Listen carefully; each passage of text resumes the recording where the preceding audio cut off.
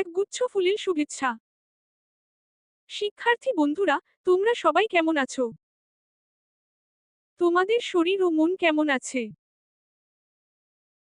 ঠিক আছে বন্ধুরা, আমরা এখন একটা কবিতা শুনব। তোমরা কিন্তু অবশ্যই মনোযোগ দিয়ে শুনবে। কবিতা শোনার সময় খেয়াল করবে, কিছু ছবি আসবে, সেগুলো তোমরা মনোযোগ দিয়ে দেখবে, সেখান থেকে আমি তোমাদের প্রশ্ন করব। সার্থক জনম আমার, জন্মেছি এই দেশে। সার্থক জনম মাগো, তোমায় ভালোবেসে। জানি নে তোর ধনুরতন আছে কিনা রানীর মতন। শুধু জানি আমার অঙ্গ জুড়ায় তোমার ছায়ায় এসে। কোন বনেতে জানি নে ফুল গন্ধে এমন করে আকুল।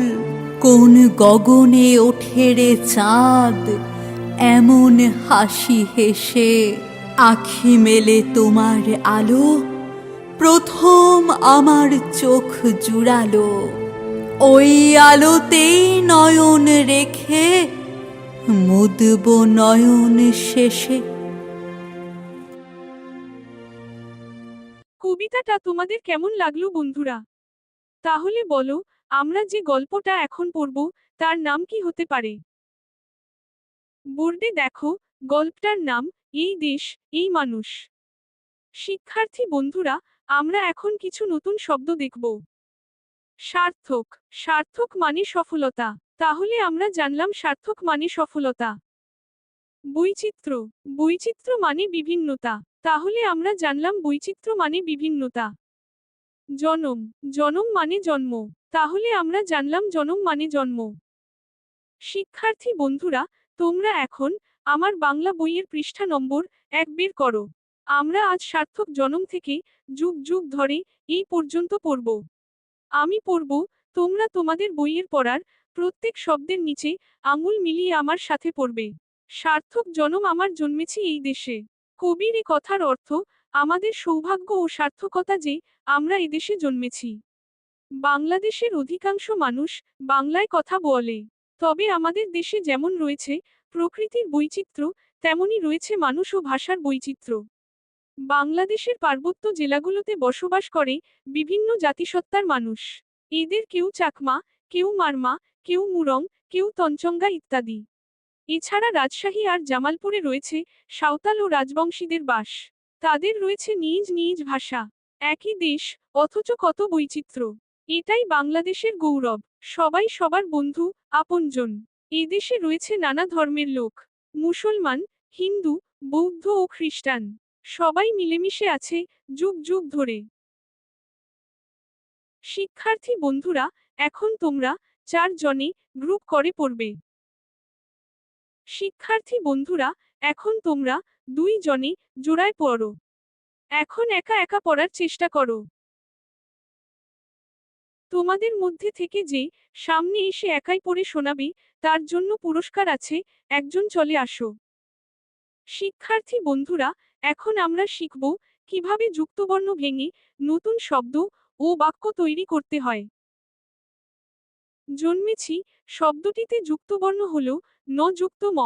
যুক্তবর্ণটিকে যদি আমরা ভাঙ্গি, তবে দাঁড়ায় ন যোগ ম। নতুন শব্দ গঠন করলে শব্দটি হল তন্ময়। বাক্য তৈরি করলে আমরা বলতে পারি, আমার ছোট ভাইয়ের নাম তন্ময়। বন্ধু। বন্ধু শব্দটিতে যুক্তবর্ণ হল ন যুক্ত ধ, তাহলে ন যোগ ধ। নতুন শব্দ গঠন করলে হয় সিন্ধু, তাহলে বাক্য তৈরি করতে পারি, সিন্ধু একটি নদীর নাম। শিক্ষার্থী বন্ধুরা, এখন আমরা কিছু দলীয় কাজ করব। তোমরা 4টি দলে বিভক্ত হয়ে কাজগুলো করবে কেমন?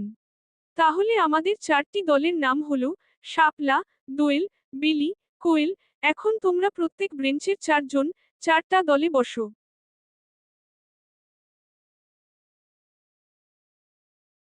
শিক্ষার্থী বন্ধুরা, তোমরা দলে যে কাজটি করবে সেটা মনোযোগ দিয়ে শুনো। প্রথমে আমি প্রত্যেক দলের জন্য একটি করে শব্দ দিব, তোমরা শব্দটা থেকে যুক্তবর্ণটি খুঁজে বের করে খাতায় লিখবে, এরপর যুক্তবর্ণটি ভেঙে দেখাবে, তারপর সে যুক্তবর্ণটি দিয়ে নতুন একটি শব্দ গঠন করবে, এরপর নতুন শব্দটি দিয়ে একটি বাক্য তৈরি করবে। শাপলা দল তোমরা করবে হিন্দু, দোয়েল দল তোমরা করবে বৌদ্ধ, বেলি দল তোমরা করবে খ্রিস্টান, কোয়েল দল তোমরা করবে মিষ্টি।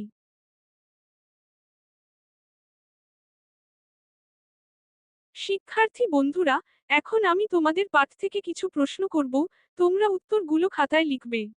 প্রত্যেকে খাতা কলম বের করে বোর্ডে দেয়া প্রশ্নগুলোর উত্তর দাও। 1. আমরা কি ভাষায় কথা বলি? 2. পার্বত্য অঞ্চলে কারা বসবাস করে? 3. গল্পে আমরা কিসের কিসের মধ্যে বৈচিত্র্য লক্ষ্য করি? 4. এই দেশে কোন কোন ধর্মের লোক বসবাস করে? এখন তোমরা পাশাপাশি একজন অন্যজনের উত্তরগুলো দেখে কোনটা সঠিক আর কোনটা ভুল চিহ্নিত করো। শিক্ষার্থী বন্ধুরা, এখন আমি তোমাদের এই পাঠের সারমর্ম বলবো, তোমরা মনোযোগ দিয়ে শুনবে। আমরা এদেশে জন্মেছি, এজন্য আমরা নিজেদের সার্থক মনে করি। এই বৈচিত্র্যময় বাংলাদেশে আমরা বাংলা ভাষায় কথা বলি, এটা আমাদের সৌভাগ্য। তবে ভাষার বৈচিত্র্য লক্ষ্য করলে আমরা দেখি যে সাঁওতাল ও রাজবংশীদের নিজস্ব ভাষা রয়েছে। একই দেশ অথচ মানুষের মধ্যে বৈচিত্র্য লক্ষ্য করি। যেমন, আমরা দেখি যে চাকমা, মারমা, মুরং এদের নিজস্ব সংস্কৃতি রয়েছে। আমরা হিন্দু, বৌদ্ধ, খ্রিস্টান ধর্মাবলম্বীরা একই সাথে মিলেমিশে বসবাস করি। এটাই আমাদের সার্থকতা। তোমরা নিশ্চয়ই এই দেশ এই মানুষ গল্পটা ভালোভাবে বুঝতে পেরেছ। এখন আমি তোমাদের কিছু বাড়ির কাজ দিব, তোমরা সেগুলো বাড়ি থেকে খাতায় লিখে নিয়ে আসবে। তোমরা বোর্ডের দিকে দেখো এবং নিজের খাতায় লিখে নাও।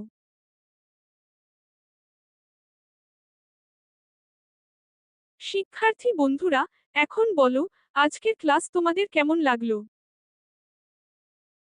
শিক্ষার্থী বন্ধুরা, তোমাদের সবাইকে ধন্যবাদ, সবাই ভালো থেকো, আবার পরবর্তী ক্লাসে দেখা হবে।